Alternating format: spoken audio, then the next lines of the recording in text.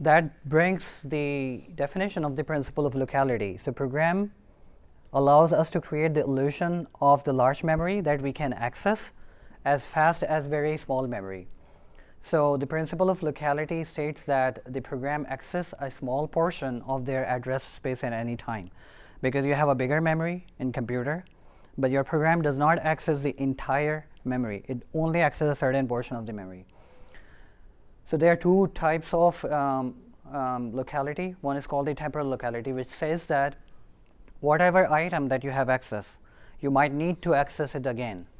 So if you are searching for the combinational circuit topics, and then, for example, if you proceed ahead with this discussion of sequential circuit, it is highly possible that you might need to refer to combinational circuits again. Okay?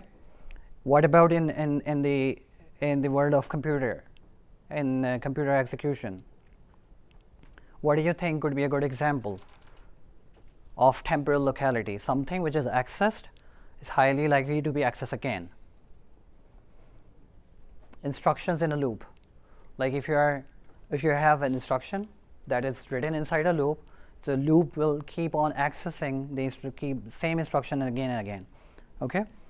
There is another thing called spatial locality, which means the items near those accessed recently are likely to be accessed soon. So what do you think could be a good example for this one in computer programs? Come on. What do you think could be a good example, like something is accessed, the items placed nearby is likely to be accessed?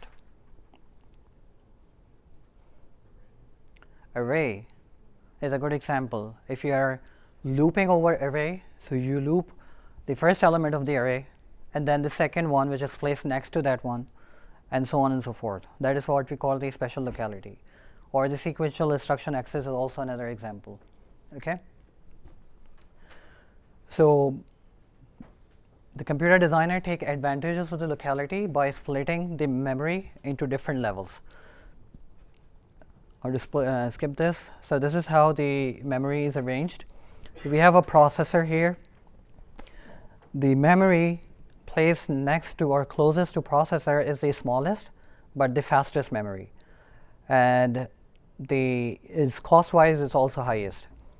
The technology is called the SRAM, which is again very expensive technology, and that is why it is kept smaller to save the cost, but it makes the data transaction faster. Then we have another higher level memory called DRAM, and then the bigger memory which we call main memory. Okay, so this table also describes like what is the typical access time for SRAM. So if you access the data, 0.5 to 2.5 nanosecond will it take to retrieve the data. Okay. Yep. SRAM is static random access memory. D is for dynamic random access memory.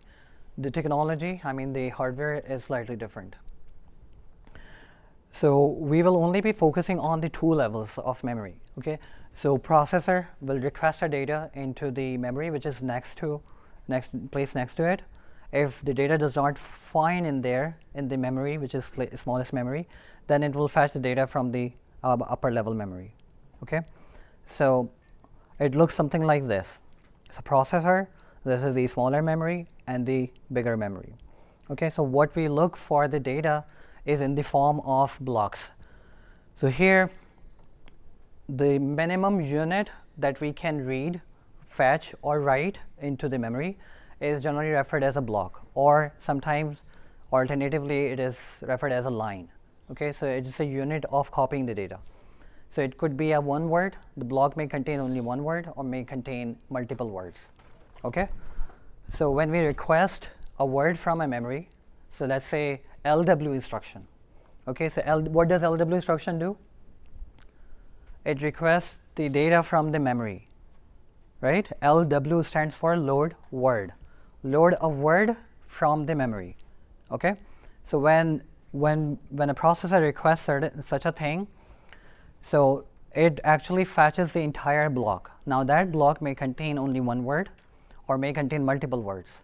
Okay, so we will fetch the entire block. So when the processor requests a data, if it is found in this level, upper level, it is called cache hit. So first of all, this level of memory is generally referred as cache. Okay, so you might have heard the terminology when you are looking for a new computer, what is the cache size. Okay, and nowadays in Apple computers we have multiple levels of cache, not only a single, there are multiple cache levels. Okay, so when a data requested by a processor is found in the upper level, it is called hit, means the data is found and it can access the data directly from here. Okay, and hit ratio is again number of accesses hits over number of accesses. If the data is absent, if the data is not found in this memory, then it is referred as miss. Okay, so block must be copied from the upper level of the lower level of the memory. Okay, and how do you calculate miss ratio? Is 1 minus whatever the hit ratio is. Okay. Yep. Is it systematic or random? What is systematic or what is random? It chooses different blocks, right? Yeah, so this is we will come to that later in the next slides. So we have to grab the data which is requested. If it is not found, then we have to fetch it from here. Of course, it will be systematic. Okay.